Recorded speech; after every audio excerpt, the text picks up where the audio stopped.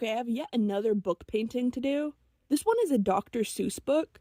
I feel like everyone as a kid gravitated towards one particular Dr. Seuss book, and for me, it was Oh, the Places You Will Go. My most vivid memory of the book was after one of my birthday parties as a kid. I took down all of the leftover paper streamers and made a little multicolored ring of them so I could push the middle of it up to make it look like a colorful mountain. And by doing that, I was able to make it look similar to the cover of this book. I then just taped a little picture of a person onto the top, and I gave it to the school librarian that worked at the old small town school before it shut down. I remember being particularly fond of her, but I revisited the book as an adult and again to make this video, and it definitely still holds up, not really as a storybook as much as it is a philosophy about life. It basically says you are destined for great things. However, there'll still be times when you get lost or fall off of the track you set yourself on, and there'll be times that you struggle, but it doesn't mean that that's all there is in life. In the book, there's a place called the Waiting Place, where people are waiting for something so that they could start getting back on track with their lives. And I've always done that, not starting a task because I don't have everything I need to do so. The biggest example of this would be with these videos. I wanted to start doing them over a year and a half ago, but at first I wanted to make sure I had a plan. Then I just wanted to wait until we got done with the move. Then I wanted to wait until after we settled down from the move, and then wait until I finished a major doctor's appointment. And I kept waiting for the stars to align and everything to be perfect, but one day I decided to just go for it and found it wasn't nearly as daunting as I thought. It made me think of how many other things I could have started sooner to make myself less miserable.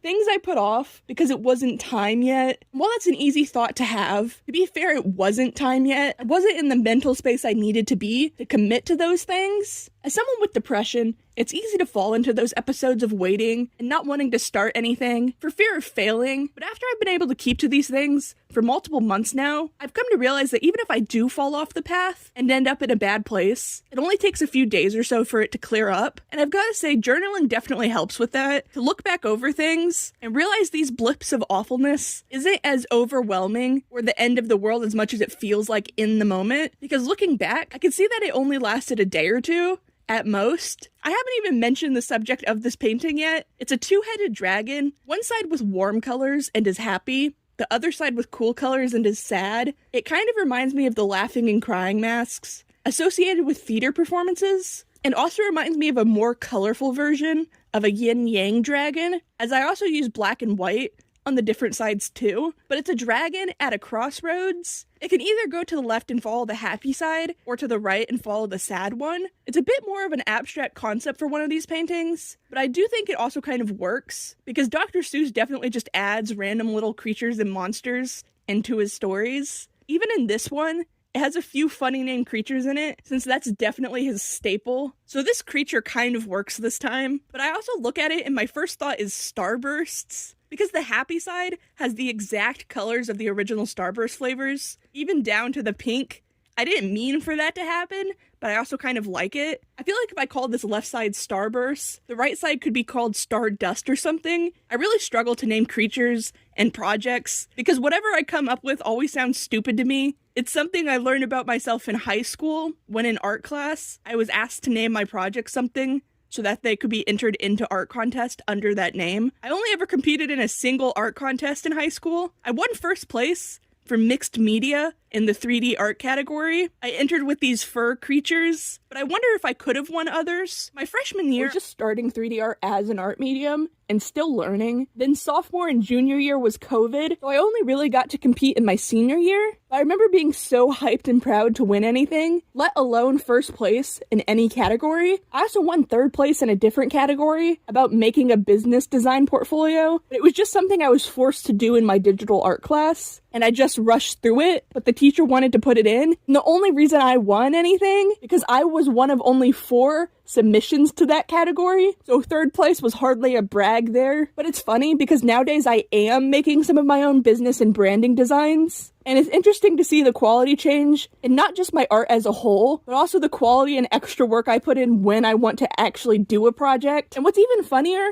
was that the 3D art teacher, the one I liked, actually taught photography and yearbook. The digital art / Photoshop class would have been perfect for her, but for some reason they gave it to the other art teacher who was like 80 and didn't know how to use a computer, who was the reason I avoided 2D art classes until my senior year of high school. And even then, I only took the digital class because I figured she couldn't critique me too much since she didn't know much about it. In freshman year, I took one of her art classes. Only she only made us use reference photos every single project. And as someone who wanted to make their own creatures in art, it was very annoying. One day I brought in a picture of a dragon, I think from Game of Thrones, as my reference photo. I never watched the show, but I love any type of dragons. But I was told I couldn't use that reference photo because it was copyrighted and I wouldn't be able to enter it into contests because of that, which was fine because I didn't want to enter any contest at the time, but I was still told no. And after that, I just stopped caring and kind of winged it and didn't put much effort into the projects. That's a way to kill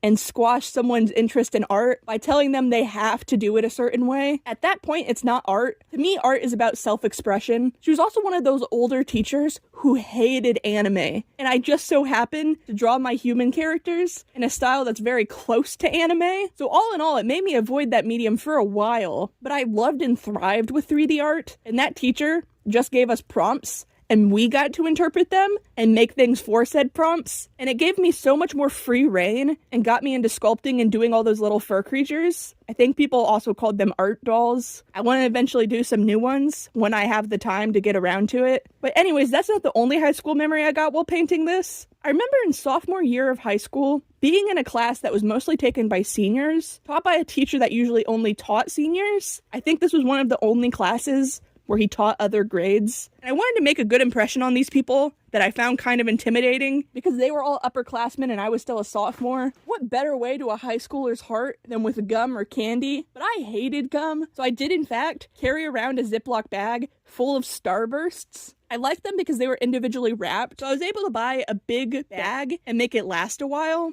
and it did in fact work. I remember throwing them to all different kinds of people in that classroom that I didn't know, because again, I think this is a universal high school experience, but if you pull out something like a pack of gum, everyone is suddenly asking for a stick, so I just made sure to bring enough so I could give everyone something. I remember having to justify it to my mother to keep picking up these bags of Starburst, but it really did help as a social icebreaker, and also to answer a debate, the best Starburst flavor is all of them mixed together to make different combos of the colors. I swear it makes them taste so much better and is a good way to eat the colors and flavors you may not prefer on their own. That way, you're not just left with a bag just full of your least favorite flavor. But yeah, anyways, with this painting, I feel like it's a hassle to get all the lines and colors to line up, but I don't like when the same color touches if it's on a different body part, aka if an arm and a belly both have the same color lined up on the same part. I'll try and change it, and trying to do all of that with two separate patterns and make them merge is hard, but honestly, this may be one of my absolute favorites of these paintings.